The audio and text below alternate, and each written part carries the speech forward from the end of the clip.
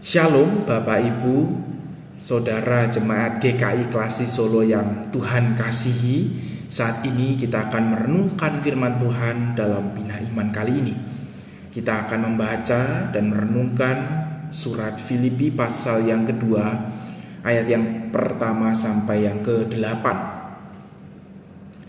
Jadi karena dalam Kristus ada nasihat, ada penghiburan kasih, ada persekutuan roh, ada kasih mesra dan belas kasihan. Sempurnakanlah sukacitaku dengan ini. Hendaklah kamu sehati sepikir dalam satu kasih, satu jiwa, satu tujuan, tanpa mencari kepentingan sendiri atau pujian yang sia-sia.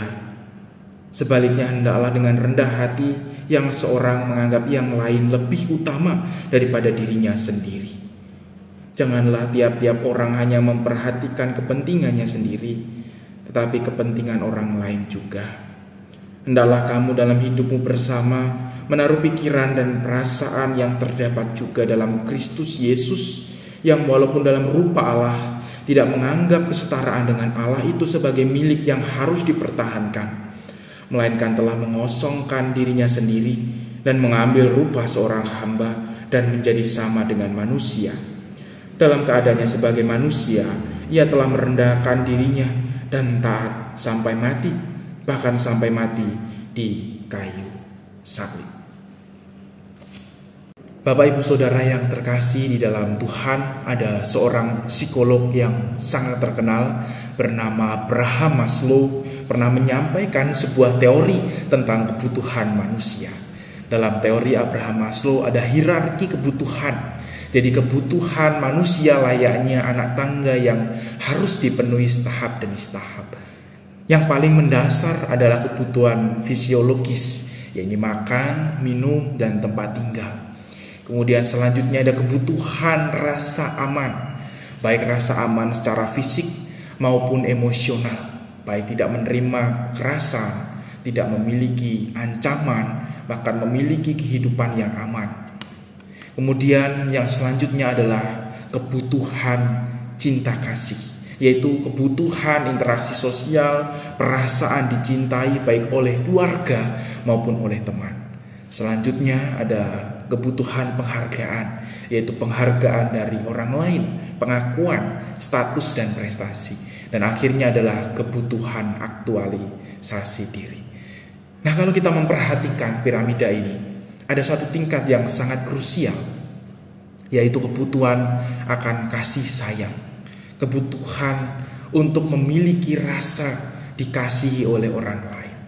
Dan ini yang harus dipenuhi oleh setiap manusia. Jika hal ini tidak diterima oleh seseorang, maka kehidupan manusia, kehidupan seseorang tidak akan mencapai potensi penuhnya, atau hidupnya tidak akan merasa utuh. Maka dari hal ini kita diajak untuk melihat sebuah kasih persahabatan yang harus menjadi satu hal yang penting dan dimiliki oleh setiap orang. Tanpa persahabatan, manusia tidak akan sampai pada kehidupan yang sejati. Dalam surat kita yang kita baca, surat Filipi dari Rasul Paulus, kita melihat bahwa Rasul Paulus mendorong jemaat di Filipi pada waktu itu untuk hidup tidak mencari kepentingannya sendiri. Hidup tidak mencari puji-pujian yang sia-sia, tapi sebaliknya, hidup yang dimiliki harus memiliki sebuah kerendahan hati yang menganggap orang lain menjadi lebih utama dibanding diri sendiri. Orang tidak memperhatikan kepentingannya sendiri, tetapi memperhatikan kepentingan orang lain. Maka dalam hal ini kita melihat Rasul Paulus mendorong sebuah kasih persahabatan, penerimaan yang utuh, pengakuan yang utuh yang hadir bagi sesama dalam satu komunitas Kristen. Ini adalah inti persahabatan yang harus dibangun. Penerimaan, bukan penghakiman. Ego adalah musuh terbesar persahabatan. Ketika kita selalu menonjolkan diri sendiri, kita mencari keuntungan sendiri, kita hanya ingin dipuji, dan kita merasa ingin menjadi orang yang paling benar, kita tidak akan pernah menjadi sahabat yang tulus. Dan kita tidak akan pernah bisa membangun kehidupan komunitas kita.